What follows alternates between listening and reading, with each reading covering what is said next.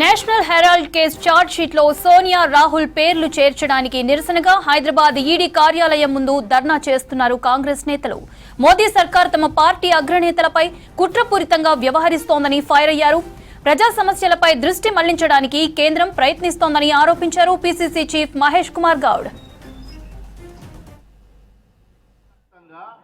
BJP fascist పాలన రాహుల్ గాంధీ గారికి దినదినం పెరుగుతున్న ఆదరణ చూసి ఓర్వలేక ఈ దేశంలో కుల సర్వే ఛాంపియన్ గా భారత్ జోడో యాత్రలో సాగుతున్నప్పుడు ఈ దేశంలో ఎవరు ఎంత శాతం జనాభా ఉంటే వారికి అంత శాతం ఫలాలు అందాలని ఏదైతే నినాదం తీసుకున్నాడో ఆ నినాదం ఇవాళ మోడీ రాజకీయ మరణ శాసనంగా మారింది. కాబట్టే ఇలా కక్షపూరితంగా నేషనల్ హెరాల్డ్ పేపర్ విషయంలో వారి ఛార్జ్ షీట్లో ఉద్దేశపూర్వకంగా రాజకీయ కక్షపూరితంగా వయసు కూడా చూడకుండా ఇవాళ దేశానికి కోడలుగా వచ్చి అహర్నిశలు దేశం కోసం పాటుపడ్డ సోనియా గాంధీ గారి పేరు చేర్చడం అనేది చాలా బాధాకర విషయం. రాహుల్ గాంధీ గారు ఇవాళ దేశంలో తిరుగుతున్నప్పుడు ఈ దేశంలో కులాలకు అతీతంగా మతాలకు అతీతంగా ఎస్సీ ఎస్టీ బీసీ మైనారిటీ వర్గాలు వారెంట నడుస్తున్నటువంటి పరిస్థితిని చూసి వణుకు పుచ్చుకున్నటువంటి మోడీ ప్రభుత్వం అమిత్ షా ఛార్జ్ షీట్లో వీరి పేరు చేర్చడం జరిగింది. తెలంగాణ ప్రజలకు ఒక వాస్తవం తెలవాలి. Associated journalist of India Nehru గారు 1937లో అంకురార్పణ చేసినటువంటి ఏజేఎల్ సంస్థ. దానికి అనుగుణంగానే నేషనల్ హెరాల్డ్ కానీ నవజీవన్ పేపర్ కానీ ఖవామీ కానీ అన్నీ కూడా ఈ దేశ ప్రజలకి సేవలు అందిస్తూ వస్తూ ఉన్నాయి. ఆ పత్రిక నష్టాల్లో ఉన్నప్పుడు బయట పోయి ఆప్కు స్పెషల్ బోల్నా క్యా మోడీ వన్నే తగ్గుతూ ఉన్నటువంటి ఈ సందర్భంలో మళ్ళీ ఇచ్చిన ఎన్నికల నాటికి మోడీ ప్రభావం పూర్తిగా తగ్గి కాంగ్రెస్ పార్టీ అధికారంలోకి వస్తుంది. రాహుల్ గాంధీ గారు ప్రధానమంత్రి అవుతారు కాబట్టి వీళ్ళని ఇబ్బంది పెట్టాలి, రాజకీయంగా బదనాం చేయాలి. ప్రజాస్వామ్య పద్ధతులు ఎదుర్కోలేని ఇటువంటి శక్తులు, ఇటువంటి దుష్టులు ఈ కేసుల ద్వారా సోనియా గాంధీ రాహుల్ గాంధీని భయపెట్టాలనుకుంటే అది అవివేకమే అవుతుంది. కేసులకు ఎప్పుడు కూడా గాంధీ కుటుంబం భయపడలే. స్వాతంత్రం ముందు కానీ స్వాతంత్రం తర్వాత కానీ మహనీయుడు జవహర్లాల్ నెహ్రూ దాదాపుగా 9 సంవత్సరాలు ఈ శ్వేత దేశ స్వాతంత్రం కోసం జైల్లో ఉన్నాడు అంటే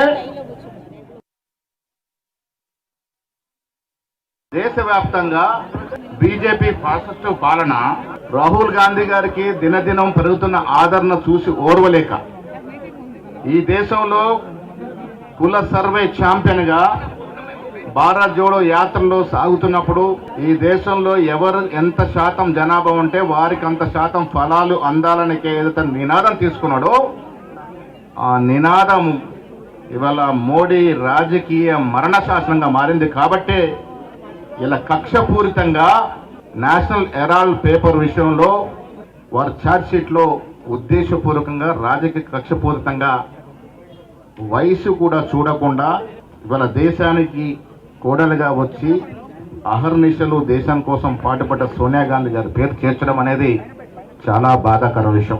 రాహుల్ గాంధీ గారు ఇవాళ దేశంలో తిరుగుతున్నప్పుడు ఈ దేశంలో కులాలకు అతీతంగా మతాలకు అతీతంగా ఎస్సీ ఎస్టీ బీసీ మైనారిటీ వర్గాలు వారెంట నడుస్తున్నటువంటి పరిస్థితిని చూసి వణుకు పుచ్చుకున్నటువంటి మోడీ ప్రభుత్వం అమిత్ షా ఛార్జ్ షీట్లో వీరి పేరు చేర్చడం జరిగింది. తెలంగాణ ప్రజలకు ఒక వాస్తవం తెలవాలి. నేషనల్ హెరాల్డ్ అనేది కాంగ్రెస్ పార్టీ యొక్క పేపరు. అది నష్టాల్లో ఉంది, జీతపత్యాలకు డబ్బులు లేవనుకున్నప్పుడు మన పేపర్కి మన పార్టీ అప్పు ఇచ్చుకుంది, రుణం ఇచ్చుకుంది. దాంట్లో మనీ లాండరింగ్ ఎక్కడి నుంచి వచ్చిందో అర్థం అవ్వట్లేదు. కొన్ని సంస్థ అన్న వేరేళ్ళదా మనం కొన్నామంటే అది కాదు.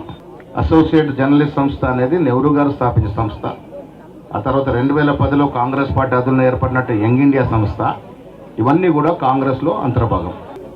మోడీ వన్నే తగ్గుతూ ఉన్నటువంటి ఈ సందర్భంలో మళ్ళీ ఇచ్చిన ఎన్నికల నాటికి మోడీ ప్రభావం పూర్తిగా తగ్గి కాంగ్రెస్ పార్టీ అధికారంలోకి వస్తుంది.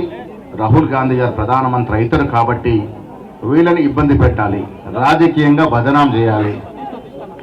ప్రజాస్వామ్య పద్ధతులు ఎదుర్కోలేని ఇటువంటి శక్తులు, ఇటువంటి దుష్టులు ఈ కేసుల ద్వారా సోనియా గాంధీ, రాహుల్ గాంధీని భయపెట్టాలనుకుంటే అది అవివేకమే అవుతుంది. కేసులకు ఎప్పుడు కూడా గాంధీ కుటుంబం భయపడలే, స్వాతంత్రం ముందు కానీ స్వాతంత్రం తర్వాత కానీ. మహనీయుడు జవహర్లాల్ నెహ్రూ దాదాపుగా 9 సంవత్సరాలు ఈ శ్వేత దేశ స్వాతంత్రం కోసం జైల్లో ఉన్నాడు అంటే బీజేపీ పార్టీలో ఒక్కడంటే ఒక్కడు స్వాతంత్రంలో పాల్గొన్న నాయకుడు లేరు. ఇలా మోడీ, అమిత్ షా ఒక్కడి పేరు కూడా చెప్పలేరు మేము ఫలానా స్వాతంత్రంలో మా నాయకులు పాల్గొన్నారు అని. అలాంటి పార్టీ ఇలా దేశం కోసం, దేశభక్తి గురించి మాట్లాడుతూ ఉంది.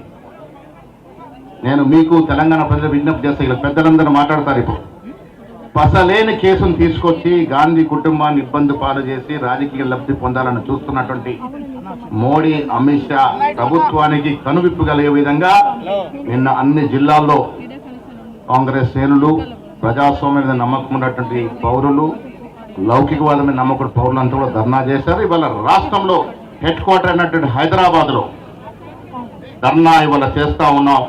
డిప్యూటీ ముఖ్యమంత్రి, మంత్రులు, మా ఇన్ఛార్జ్ అందరూ కూడా సమక్షంలో ధర్నా చేస్తా ఉన్నాం. ఈ ధర్నా కొనసాగుతుంది. ఇప్పుడు పెద్దలు వారి వారి సూచనలు చెప్తారు. దయచేసి నిశ్శబ్దంగా కూర్చోండి, ఎవ్వరు కూడా నిలబడదు. అంజన్ భాయ్ మీరు కూడా ముందుకు రమ్మా, మీరంతా కూర్చోండి అమ్మా. లేడీస్ మీరు నిలబడితే వెనుకోలు కనబడదు దయచేసి. కొమరయ్య కూర్చోండి, ఎక్కడో అక్కడ కూర్చోండి దయచేసి. బాబు మీరు కండువాలు వేసుకున్న వ్యక్తులు కూర్చోండి. మీరు అక్కడ ఎవ్వరు నిలబడడం లేదు.